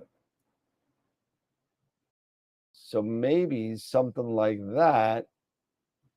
It's a little 20. That might be a little bit much for me because once you get done with everything, kind of like that. Nah, it's still a little high. Went the wrong way. Maybe something like that, 18%, 19%. That might be good for me. And then I'll just apply it. Then I'll get out of this. And now I'm able to do my other stuff, right? Whatever stuff I need to do next, blur or noise or whatever. But that's how it kind of works on that. I hope that explains what you were asking. I hope I didn't go off on a tangent there, but yeah. So the question is why do they call it the whale? I don't see a whale there. I see a hockey stick, but I don't see a whale. You don't see the whale? You don't see the whale? It's like the side profile of the whale? Oh, hold on. I'll bring it back. I'll bring it back. Yeah. Basically, it's like and I'll make it brighter so you can kind of see it. So let's see. So this is the whale here. Okay. And I'll make it brighter for you. So you kind of see. I'm going to really bring it out. I don't see a whale. There you go. Okay. So This is the nose. This is Yeah. the tail. That's the little fin. Oh, okay. Yeah. I see there. I'll even. It almost looks like There you a go. humpback. Yeah, it's like a humpback. This is the top. This is the bottom. There's the fin, and that's the whale. There, that's the nose. Interesting. Hey, you know what? I still don't see a pelican in the Pelican Nebula, so I feel you. So Yeah, I definitely. If anybody can show me the pelican in the Pelican Nebula, I don't. Once see you it. see it, you can't unsee it. But you got it. But it does take some, turning it and turning it and turning it like oh, there it is. Okay. So Dennis is asking, so it has to be a master light, not just raw, you could use a raw. You could use a raw too. I have, like Carol. something, I man. agree. I have had a hard time with the lion as well. Okay, lion there's the pelican. Where's the pelican? Where? I don't see no Zoom out, pelican. zoom out. Okay, I hold see on. like Batman's cape So- or something. so- Okay, so I'm gonna talk you through this. Okay, so oh Lord, on I wish I could like point at this. The black spot there is the eye.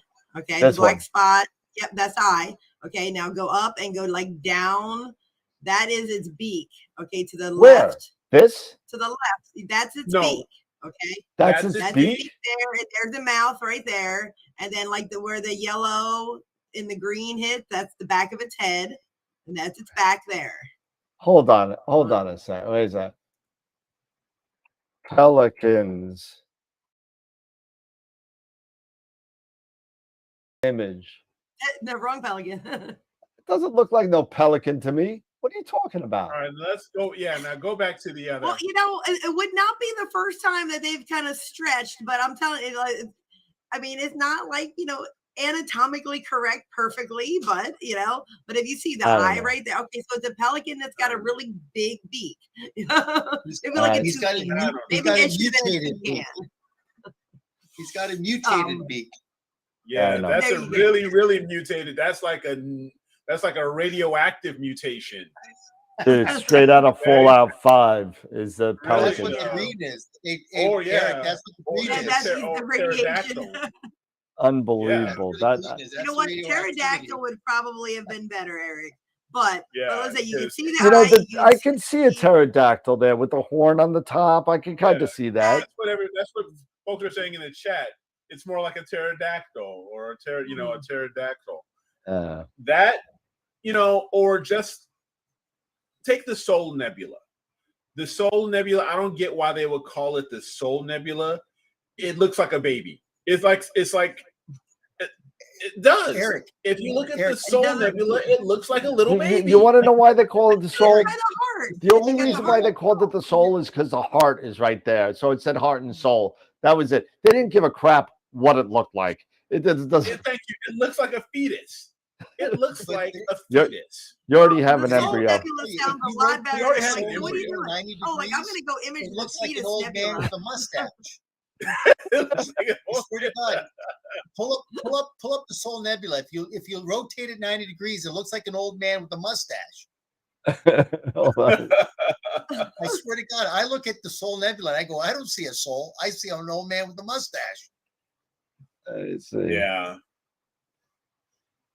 Because No, I see I a baby on its back. I don't know, like here, okay, I'm gonna share my screen. Here, I'll share my screen because this is my image of it. And I'll just go screen share. Now, Eric, can you turn that 90 degrees to the left? Oh no, this is not Eric's. Hold on, let me get Eric's. Yeah, so I see a Hold on a paw second. print. and let me go here. Let's see if I can get Eric.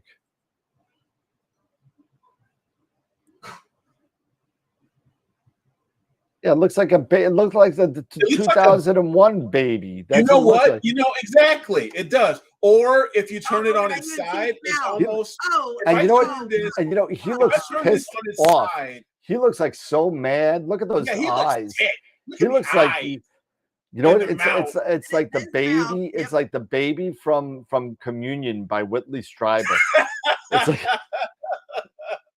All it needs is a pair of I'll never overalls and blue skin. He's fine. Yeah. You know what? I would have rather have called this if you turn it. If I can't do it on this because I can't turn it on its side, but if I turned it where this top here is, facing, the is at the vertical, it almost looks like a buffalo. It does. There's a buffalo. Yeah, I've It would seen look that more before. like a buffalo. Here's The feet. here's the front, and here's the back leg, and here's more. If I had a better shot, that it would look more like a buffalo to me. And because if you've seen the American Thor buffalo, from Stargate, it has that hump. Buffaloes have that hump in the back. Yep. It looks like a buffalo to me. Yep, I agree. It I does. like buffalo better than fetus. Oh, come on. I think I'm gonna go out and take a picture of the heart and the fetus with my red cat. So that's what I'm gonna do. Hey, Dan, go to my Astrobin website and open up the Soul Nebula because it looks like an old man with a mustache. Let's see. Yeah, It's amazing. It looks like that. Everybody sees a different object in there. Yeah. You gotta log in. Astrobin, sign up or log in. Yeah, you'll Right. see that the between the two lobes, it just looks like a mustache. Who's the gentleman? Chris Cole, I believe his name was. That I'm thinking. Eric. Oh, yeah. Well, he was on the show. He was on the show, and he does some fantastic work on his post process. Eric Coles. Eric Coles, thank you, Eric Coles, and he does a fantastic job on his post processing. Truly an art form because he ends up taking some of these images and then he adds on to it or something, and some of them look like turkeys. He'll make them look like different objects than what they're named after. You would have to look up some of his Astrobin stuff. It is really, really cool on the stuff he does. Trying to find P. Myers. There he is. All right. Yeah. Okay. I see. Yeah. So the baby from Rosemary's Baby. In there. You can see the mustache between the two lobes, and it kind of looks just like he's got the eyes up top there where the circle is, and then the mustache is just below the circle. He's a grumpy old man. Yeah. Okay, I can see that. A side profile. Yeah, I can see that. Yeah. I could definitely see that. That's the eye, cheekbones. Yep. Just kind of yelling at you a little bit. Beard, yeah. But you're right. Everybody sees something different, right? Yeah. It's almost we should call that the Mr. Wilson Nebula, like from Dennis the Menace. I thought you meant from Home Improvement. Oh no, or the Walter Matthau Nebula. Walter Matthau needs a nebula. I'll take a corned beef on rye, all fat and a high calorie cream soda. Oh man, yeah. It's funny. I was watching him in just Failsafe last night. God, he played a good one, movie, didn't he? You know what? The best part of that movie was his whole theory of the convicts and the paper clerks. Yeah. That was a whole. That was it, and you know what? Since we haven't had it in a while, I think I'm just gonna do it. I'm just gonna do it. I got to bring it back. Had to bring it back from the past. The Pringle Guy Nebula. I'm telling you, a lot of fun tonight. Really good. Yep. Got to do the off the rails every once in a while. That's what we the zip time nebula. Oh God, we'll find one soon. Yeah. But there are some nebulas that actually look very true to what their title is. Like the Blue Horse Head is one of my favorite nebulas. It truly looks like a horse's head. Looks like I know the Trifid doesn't look like the Day of the Trifids. I'll tell you that right now. No, but the Blue Horse Head does look like the horse that ends up in Fredo's bed during The Godfather, and there's the horse's head. That's awesome. The Soul Nebula looks like the flame guy from Donkey Kong. Yeah. He does. He does. I The mean, dolphin there looks are great. What is that? Wolf Yeah. Rayet 134, I Yeah. think it is. No, SH2308. That's what it is. Yeah. Yeah, but it's by that WR star, the Wolf Rayet Yeah, star. that is Now, right. Yeah. The one I don't get is the flying bat. I don't see I definitely see the squid, The squid. but You don't see the bat? I don't, the flying bat. I don't. Well, you know why? You know it because his wings are in like this. Are in, They're right. in. He's No, in mid stride. like- He's Yeah, But- it's not. When I'm thinking, the flying bat, I'm thinking of looking like I want to see the bat signal. good luck with that. That's what I want to see. The I blue wanna see horse the bat head looks good. Yes, the bubble does look like a bubble. Yes. Yes, Well, absolutely. hold it. Let's take a look at the Swan Nebula. I don't see the swan in the Swan I don't Nebula. see a swan. Well, no, yes, I do. But the problem is this. The swan really looks like a swan, but you got to do it visually with an O3 filter. And Yeah. if you do it But you- visually with an O3 filter, at least for New York, it's an upside down swan. You can see the head and the bottom. It looks like a swan. It really does. Now, if you Pull it take up, man. images of it and you take long-term astrophotography, you got to remember that these things were made from a visual aspect. Nobody had CMOS cameras when they were trying to, they looked at things and what did it look like? You know what I mean? They didn't have 25 hours of data to go by, because if that was the case, we would just have letters and numbers. We'd have M everything and C everything and NGC everything, and that's what we would have. Because you got to remember that when we're looking at names of things, it's only for what people could see at the time. You know what I mean? It's not based on all that lovely technology that we all love and adore now. So The lion dolphin actually, Pull it up I've got a there, shot of let's the just lion, see. and the lion to me looks like the lion. It does look like a lion. The Mufasa. dolphin head. Swan that always Nebula. got, you know, that- Somebody explain it to me, because I'm sorry? like right now, when we look at the Rosette Nebula, I can now see the Skull Nebula now. You can see the Finally skull. dawned on me, I can see it. But I look at the Swan Nebula and I go, I just can't see it. So somebody's got to explain it to me, because I just cannot see what it looks like. all right, I'll take a picture of it after I get back from Cherry Springs, because then it'll be a little bit higher. But I'll take a picture from the beach, and I'm just gonna take like a couple, like 2 or 3 minute photographs, and you'll see it. I tell you, there's one nebula complex that I've always wanted to get, but I can't get it because it's too low. It's in all the muck, but it's Corona Australis. Yeah.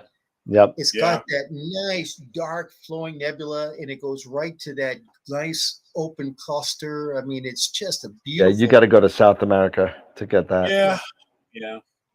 That's one that. Well, that's where iTelescope and Telescope Live comes in. You know what I mean? You could get the data and play around with it. It's not a problem. But it's there is something to be said for actually taking those pictures of stuff like that. Yes, the Jar Jar Binks Nebula. Yes. That's me. Or The pull Jar up, Jar Danny, Binks Dan- Nebula? Dan- Yes. Yeah, the Jar pull up the Jar Binks Laughing Nebula. Skull. Which Pull one's up that the one? Laughing Skull Nebula. Pull up an Oh, image of the Laughing Skull. Lord. Okay, yeah, it's been a while since I've seen that. My bad. Sorry. Oh my It God, are looks you pretty- It serious? looks pretty realistic. Let's see if And I I can find- remember it. Okay. And we'll just bring it up just for fun and giggles for people who haven't seen it.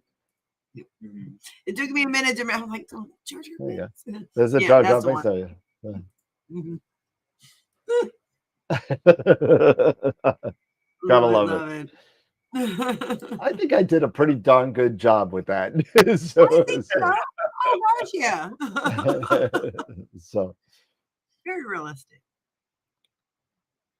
I literally Lisa looks picked like the baby nebula. I picked the colors of the nebula, and the picture has little to be desired, but I think this is one of the things where I needed to do new flats on, if you take a look at it, it's really a horrible picture. I mean, if you take a look at it, got a question here. Yeah, go. And can you go back and show where you are getting the percentages of white information in more detail? Okay. Fixins, the histograms. So what, the white and the black percentage? Yeah, where are you getting the percentage of white information in more detail? Okay, so again, we're in readout mode right here, this guy. Yep. And then we're just clicking on it. So the K, one would be totally black, right? Yep. So we're at 18 or 20% black. So at that, you're at 20% black. Right. So if I were to 0.2, yeah, or actually 20% gray, really. So if we were to reset this, right? Let's reset. Let's zoom back out, right? And then we'll take this from the beginning again. We'll just go open recent image files, and we'll open up the original again. Mm-hmm. And we'll move this over a little bit so I can see what I'm doing. Okay. And then again, here's the stretch. This is just a super stretch of it. And even with just a super stretch of the master light, if you want, I could even take a open, let's see, where is my stuff? This PC, Astro Acquisition, raw data, and I'll just pick a luminance. Let's see, where's the luminance? Is 145-second shot. Okay, and we'll do a super stretch on that. And you can see that, again, this is raw, so none of the flats done. And if I want to click on it, right now it's at 15% gray. 15%. Mm-hmm. All around, pretty much, 15%. Now, if I were to go into here, now I'm lowering the black point, right? You see the top graph? Remember, the top graph is where you're going to be if you hit apply. So if I were to clip all that, you see I'm clipping 303 million pixels right there. Sorry. So if I were to do that and hit, see how dark it is. So now I'm at 1. I'm at 1. I'm fully black. Is that your your A? Yeah, the A. Calculate. Now, at the bottom. Once you get the calibration files, you get your X, Y, and just a K file. Just real quick, Dennis. Also, if you look down at the bottom taskbar, down at the very bottom of the screen, it will also give you your K value down at the very bottom. So if you went back to your master light right there. If you don't have it there, look down at the bottom of your screen. But you have to be in readout mode, though. Yeah. So at the very bottom of your screen, just above the taskbar there, his Windows 11 taskbar, it also shows the value. See, right now it says 0. Yes. Okay. So now as you get lighter, right? Anybody know why I don't get the pop-up window showing the values? Because you're not in readout mode. This is not selected. That readout mode right there. And it's also right here under view, if I remember right. Toolbars, where is it? Readout. Yeah, it's under toolbars. So you go back to toolbars and there was readout. There it is, right there. Yeah, right there. So if that's not selected, you're going to get something like that. Actually, you'll get it. It's just not. If you're like that on the move, you're not going to get it. If you're not going to get it on that, you have to be on the readout mode. Yes. I am in readout mode. And you're not getting anything? And so when you're clicking on, that's interesting.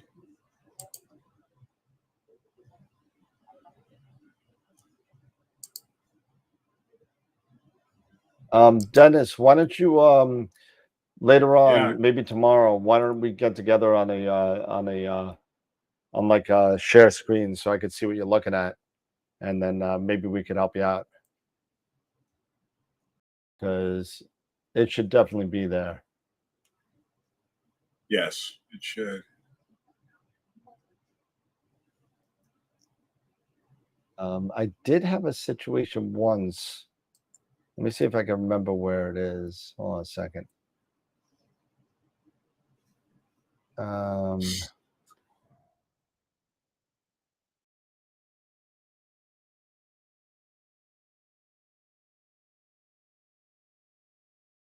can find out.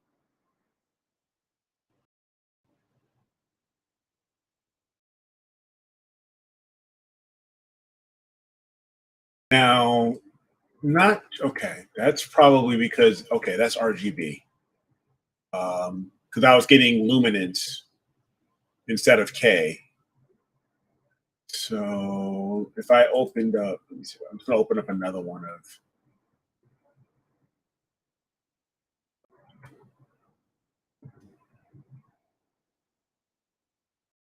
Wow, Files. I'm getting. I think, did Google crash?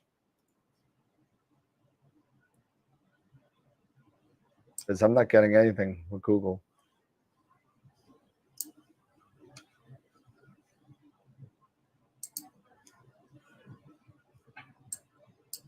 It's Google. Google crash. Insight.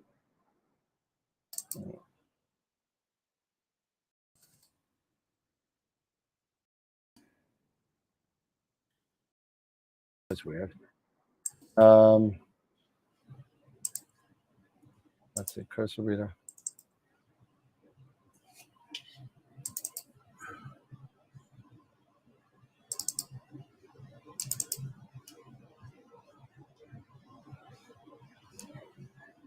Icon on the toolbar. Black arrow pointed.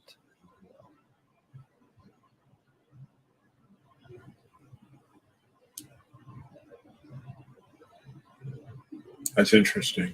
There's a.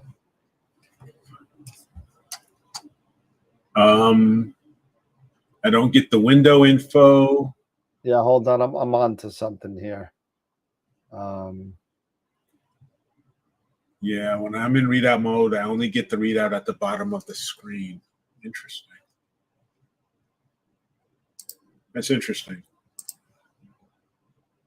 Not sure why. And when you're left clicking and you're holding it down.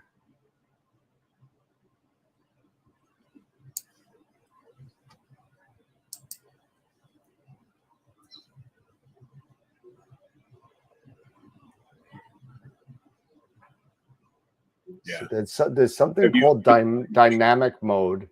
I'm trying to find out where it is. Now.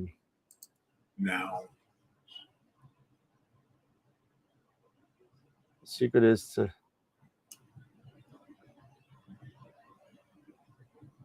Oh, here you go. Edit, then readout options. That'll do it.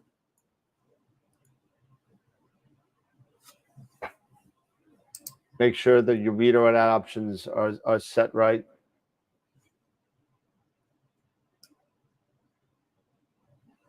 And then just apply.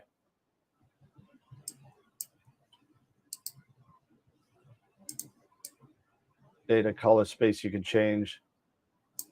Average 3x3. That's fine. Make sure that works.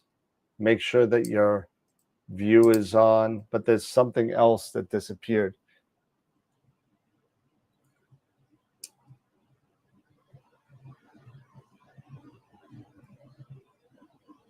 Is broadcast readouts checked?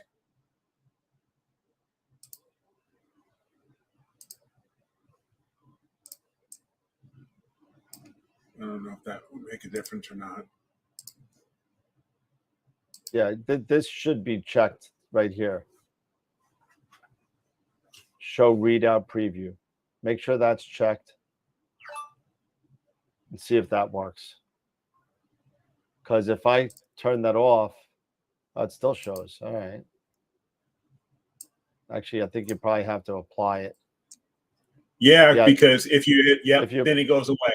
It goes away, and if you do it and you hit global, and now it's back. Yep, and then I apply it again, then it's back. Yep. So make sure that that's set right. Yep. Hopefully that works for you, Dennis. Yep, hit the global. Works. Okay. Norm says it works now. Hit the global. Yep. That worked. Nice. So, all right. Cool. Very good. There we go. Very, very nice. Well, it's about that time, fellas and ladies. Yes. Yeah. It's about that time. We got a Masters of Pix Insight thing to give away, and we got Picture of the Week also, right? Picture of the Week. Yep. Yes, we do. Jesse. Oh my God, Jesse. it's almost 10 o'clock. You forgot to remind us about Picture. I love when I do this. Honestly, I know. I'm just kind of. I'm back here listening to you. That looks cup. really cool. You are like drinking space. Green That cup. is amazing. There you go. That is amazing. Yeah, so let's do that, and let's see how many people didn't vote this time. So, because and also, if you have not hit the like button, please hit that like button. Get him, Jesse. I keep going after him. You know, every Wednesday and Friday, I'm going after him. So now it's your turn. You go get him. I'm just so happy I could speak. Last Wednesday, the smoke just totally killed me. Yeah, on Wednesday, you were bad. It was bad. How's that doing? How's that doing for you up there? It's starting to clear up a little bit today. It felt like a normal Friday today. It was not bad. Wednesday was really, really, really bad. Wednesday was really bad. You get him. Yeah, it was like post-apocalyptic looking around here. Yeah, there was a lot of people that took some weird pictures and from Manhattan. Yeah, Oh, down here too. I mean, it was just as you walk out, it's like orange sky and just it was nasty. Yeah, nasty. Then we had the kids had a kickball game on Wednesday at school, and most of the kids wanted to come back in. It smelled awful out there, and I love the smell of campfire at a campfire. Mm-hmm. We're on the wrong thing here. Right. So we had a whopping 14 votes. We are at an all-time low with votes. Wow. Guys are getting pathetic. Wow. Must vote. Must vote for your pictures. We have 30 people that look at 30 people that watch us every single night. These are going into the annual calendar. Yeah. One of these photos is going to end up in the 2024 calendar. So we need your help going on the website and checking these out, because we need to drop a link in as soon as the show starts. Just drop a link into the chat. Yep. All right. Well, these are the picture of the weeks right now. We had some really good ones, everybody. So, Jason, we had a nice crescent nebula here. You got some really good data. You know, because to your point, Dan, you know, a lot of this is visual, you know, based off of visual astronomers and their viewing and seeing of this. But yeah, if you would look at this now, you would not call it the Crescent Nebula. It would be like the floating brain. The hippocampus. Yeah, the medulla oblongata. The medulla oblongata nebula. There you go. And then we had two crescents. AZ Forerunner. One facing one way, one facing the other way. All right. Brains. All brains. Hamburger. And then we got the hamburger, and I believe this was Mark Ellis, if I remember right. He didn't put his name in there, but CDK14. Yep. And that was it, with a whopping 14 votes. 14 votes. 14 votes. And you know what? In all fairness, I think 3 of us voted, so that means it's 11. Not good, people. Please, we need participation. We need participation in this. So we got a whopping 14 votes. Let's see who won for the second picture in June. And the winner is by a whopping crazy. Let's see, who is this? This is which one is this? This is I hate when you guys don't put your name in here. This is the one with the 9 1/4.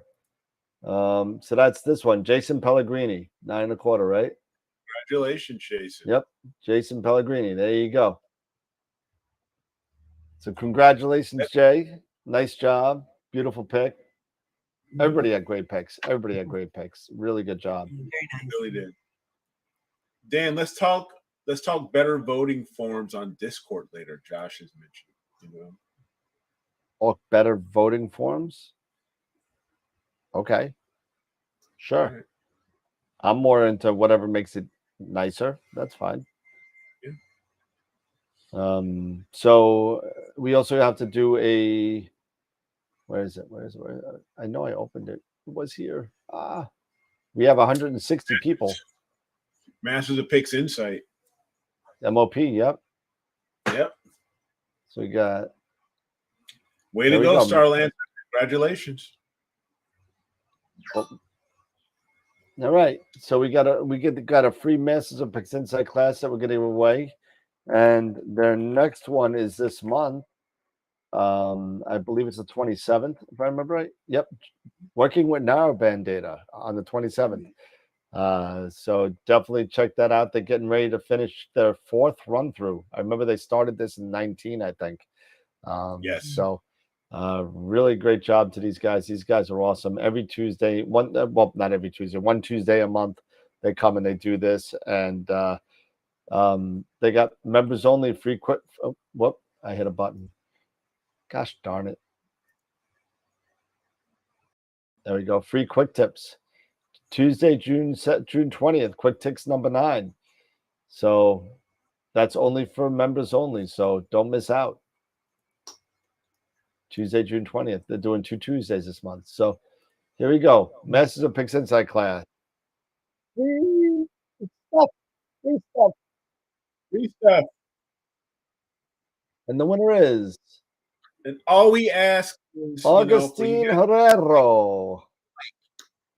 We give guys free stuff, and all we ask in return is that you give us a thumbs up or a like in Facebook. Get the word out. Share the videos. Share everything.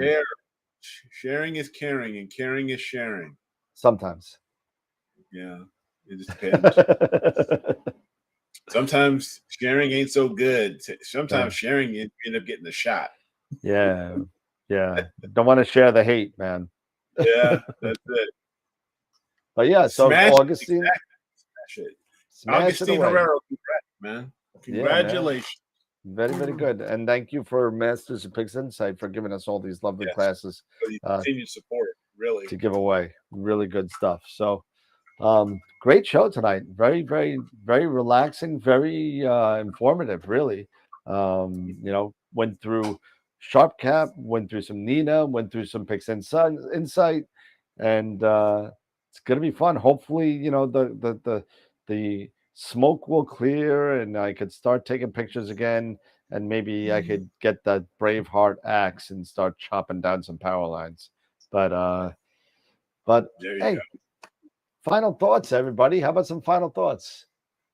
For me, one, I would love to see if we can get Dr. Glover on, but I gotta go and get on the Sharp Cap forum so I can, because I remember there was a question that I asked on the forum, I believe, a while back. It's very similar to what I believe either you or Pete mentioned about how often should you do the smart histogram, because your sky quality and seeing and it changes all the time.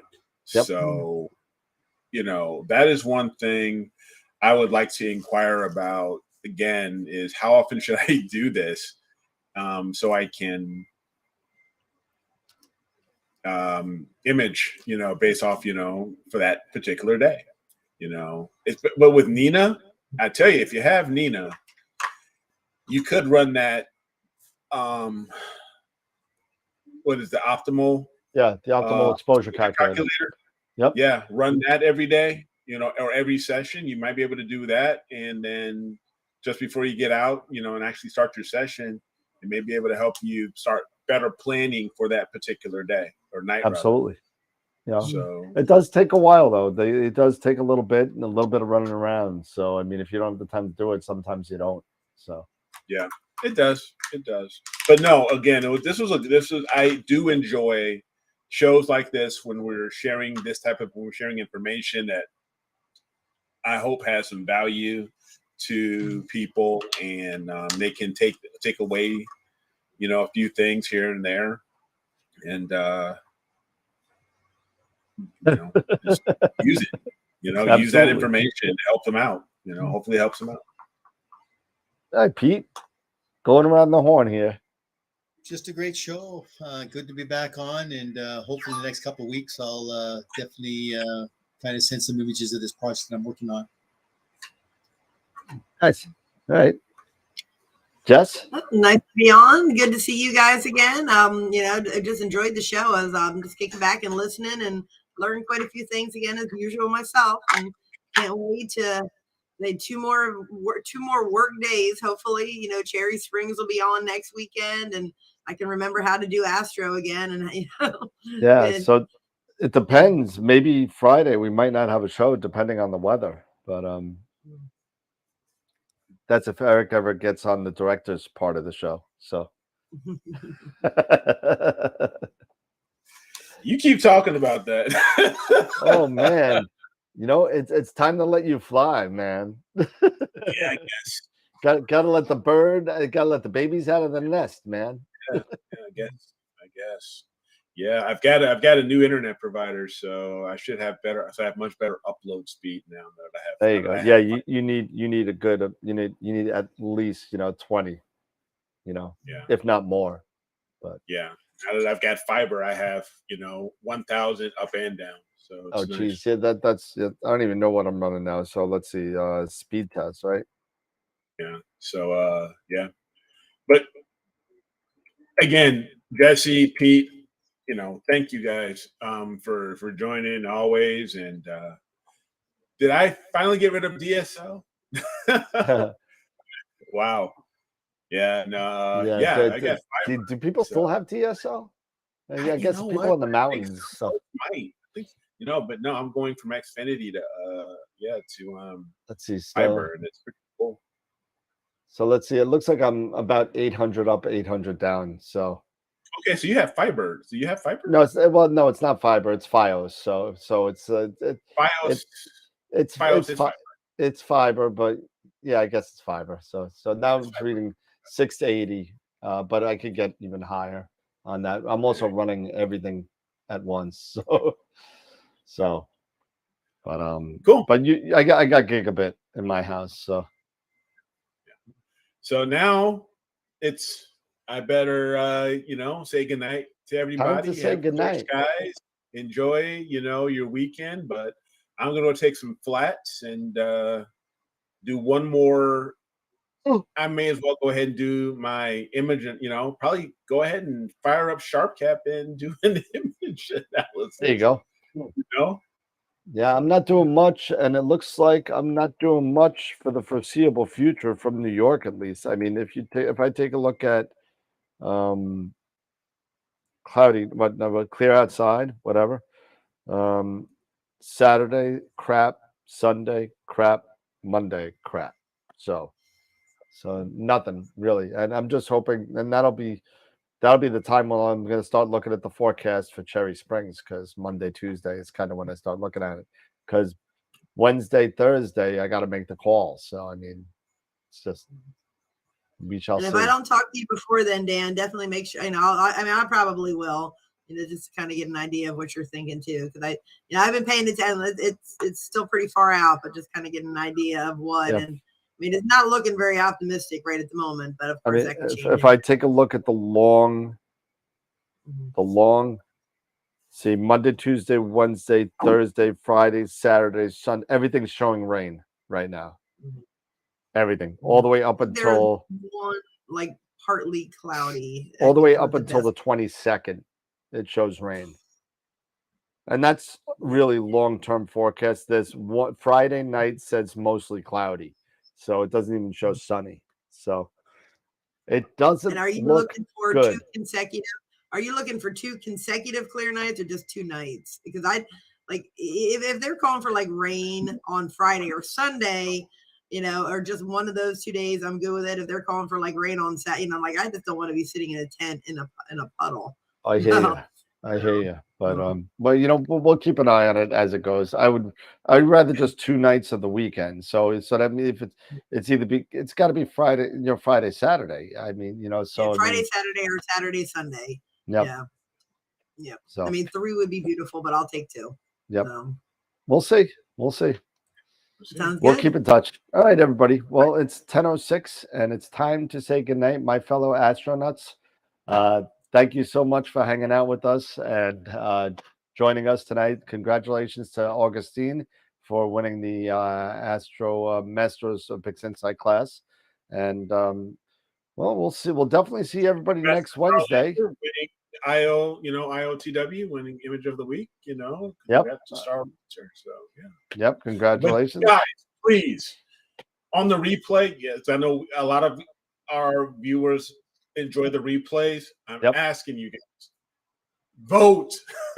Please vote. More. We need more than 11 votes. I mean, this is to get on the calendar. You're going to be immortalized. People are getting immortalized. We have a lot of people and a lot of reach with social media. And just go on the website, go on the image contest, click on a picture, and hit save. Maybe people aren't hitting save. Maybe they're just hitting the button and thinking they're done. You got to hit the button and you got to hit.